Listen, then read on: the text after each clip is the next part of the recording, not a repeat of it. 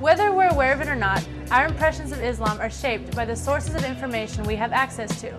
Negative stereotypes are often the result of poor information, but this is something people in this community would like to see change. Obviously, the big one right now is the terrorist. You hear that all the time. You know, the camel jockey, those type of obviously stereotypes are the first ones to jump out. Let's see, you know, bomb making and all that other kind of stuff. And just, you know, something. I actually have a funny story. Every time I have a friend who watches Back to the Future, I'm originally from Libya. Every time he watches it, I have friends, they call me up when that part of the movie comes on. The Libyans are coming, so that's the kind of stuff we deal with. It's kind of difficult, but you learn to adjust. I loved living in the U.S., although coming from a different background and culture was a little interesting experience for me and my family. But I think that history have taught us to basically just stop all of the generalization that some of us tend to put on a group of people. It's disturbing for many people. In fact, WSU lost up to 60 or even more international students after 9/11, basically because they were scared of staying here anymore. The worst thing that you can have about a group of people is to fear them or because of misunderstanding. And especially if you think of how that media is portrayed to us. I mean, we have CNN, which is basically little sound bites of news across the globe. And what are they going to show? Well, they're not going to show a nice Muslim family sitting down and celebrating Ramadan and the aftermath of Ramadan at one of the festivals.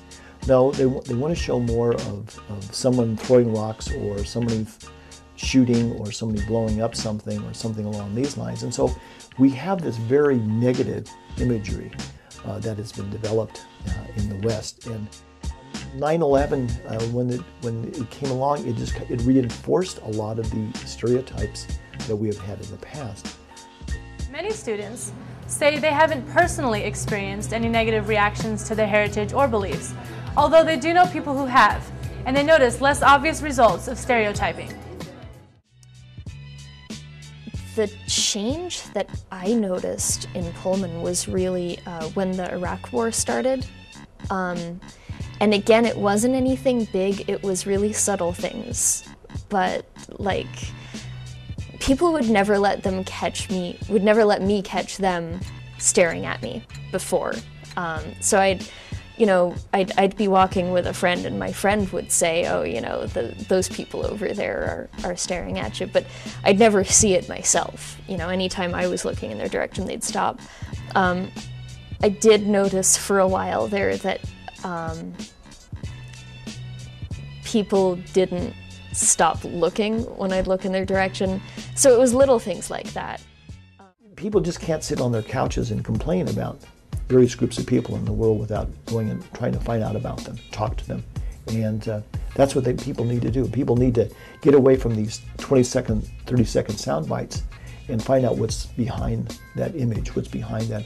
And maybe demand from their local media representatives to see more about what's behind the Islamic religion, what makes people, their families and their frustrations, their needs, their desires. Funny, part of it I think is that people just aren't sure how to react. Sometimes people will come up and talk to me and they find that I don't bite, at least not very hard, and really only when provoked. I suspect that part of it is that people are just not comfortable approaching me because they're not sure what kind of reaction they're going to get. I think in general, every one of us is more than willing and happy to basically answer questions and educate whoever is interested in learning our background. Student organizations are helping to spread awareness as well. After the break, Voices' Holly Menino has more.